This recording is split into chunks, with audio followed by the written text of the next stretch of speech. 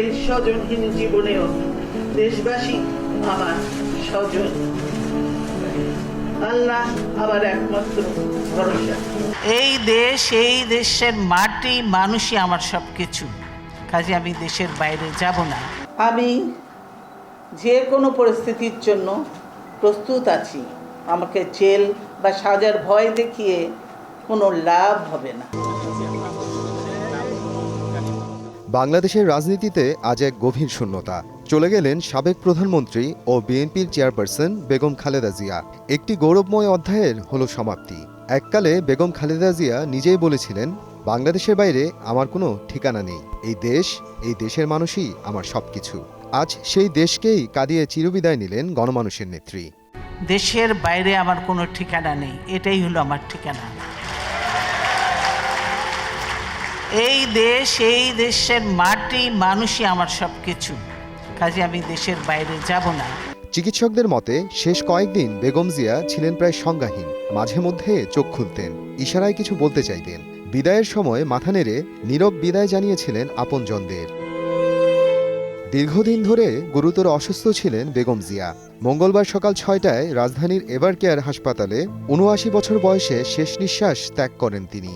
হাসপাতালের আইসিইউতে পড়ে যায় কান্নার রোল।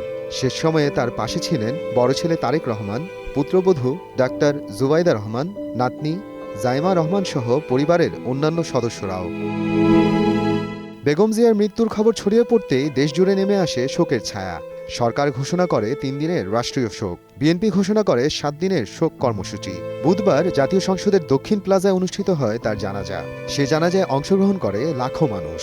পরে তাকে সমাহিত করা হয় জিয়া উদ্যানে, স্বামী শহীদ রাষ্ট্রপতি জিয়াউর রহমানের পাশে। খালেদা জিয়ার রাজনীতিতে আসা ছিল আকস্মিক। ছিলেন একজন সাধারণ গৃহবধূ। রাজনীতির কোনো প্রস্তুতি ছিল না। ১৯৮১ সালে জিয়াউর রহমান নিহত হওয়ার পর বিএনপি পড়ে যায় ভয়াবহ সংকটে। সেই সময়ে দলের হাল ধরেন খালেদা জিয়া। ধীরে ধীরে তিনি হয়ে ওঠেন দলের নেতৃত্বের কেন্দ্রবিন্দু। ১০ বছরের কম সময়ের মধ্যেই হন বাংলাদেশের প্রথম নারী প্রধানমন্ত্রী। সাংবিধানিক গণতান্ত্রিক রাষ্ট্র ব্যবস্থা, আইনের শাসন এবং জনগণের ইচ্ছার সার্বভৌমত্বে বিশ্বাসী বিএনপির কাছে মহান মুক্তিযুদ্ধের মাধ্যমে অর্জিত মাতৃভূমির স্বাধীনতা এক পবিত্র আমানত। রক্তার্জিত গণতন্ত্র সুরক্ষায় আপোষহীন বিএনপি জনগণকে সাথে নিয়ে প্রিয় জন্মভূমি বাংলাদেশকে একটি সুখী ও সমৃদ্ধ রাষ্ট্রে পরিণত করতে দৃঢ় প্রতিজ্ঞ।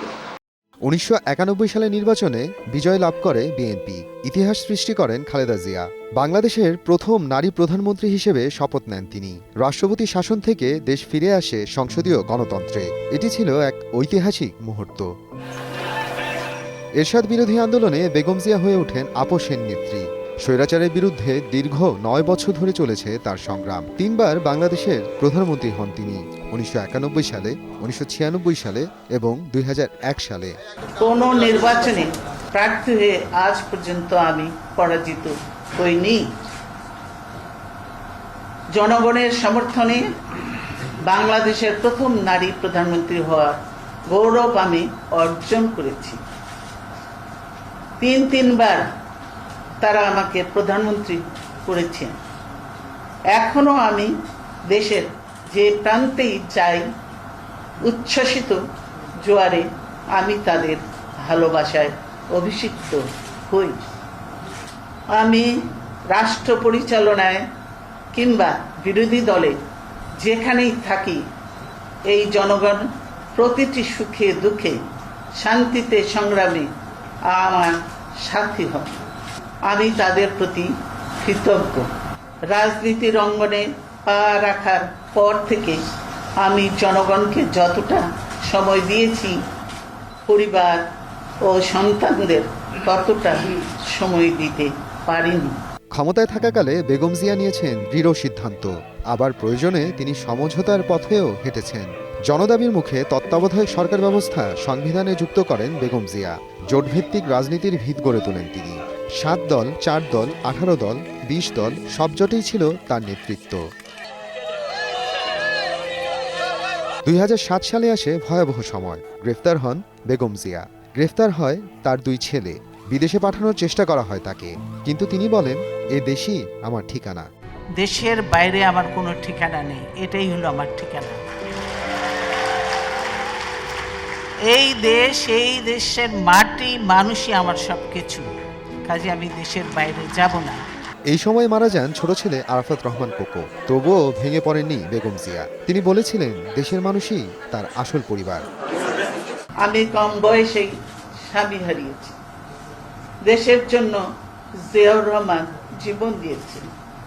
দলের নেতাকর্মীদের দাবিতে গণতন্ত্র প্রতিষ্ঠায় রাজনীতির বিপদ সংকুল পথে পা বাড়িয়েছি।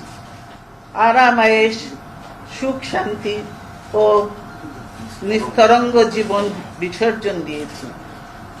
আমার প্রিয় দেশবাসী আমাকে তার প্রতিদান দিয়েছে অপরিমেয় ভালোবাসায়। কারাগার থাকতে আমি আমার মাকে হারিয়েছি। অফিসে অবরুদ্ধ থাকা অবস্থায় আমি একটি সন্তান হারিয়েছি।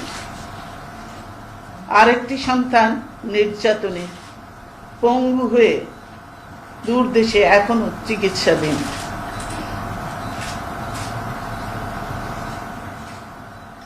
আমার এই স্বজনহীন জীবনেও দেশবাসী আমার স্বজন।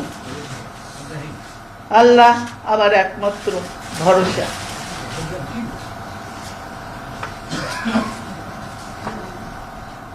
আমি যেমন থাকি, যেখানেই থাকি, যতক্ষণ বেঁচে থাকব দেশবাসীকে ছেড়ে যাব না। প্রিয় দেশবাসীর প্রতি আমার আবেদন, আমাকে আপনাদের থেকে বিচ্ছিন্ন করার চেষ্টা হলেও বিশ্বাস করবেন আমি আপনাদের সঙ্গেই আছি। দীর্ঘ কারাবাস ও অসুস্থতার পর 2024 সালে মুক্তি পান তিনি। নয়াপল্টনের সমাবেশে তার শেষ ভিডিও বার্তা নতুন প্রজন্মকে নাড়িয়ে দেয়। তিনি বলেন, ধ্বংস নয়, প্রতিশোধ নয়, ভালোবাসা ও জ্ঞানভিত্তিক সমাজ চাই।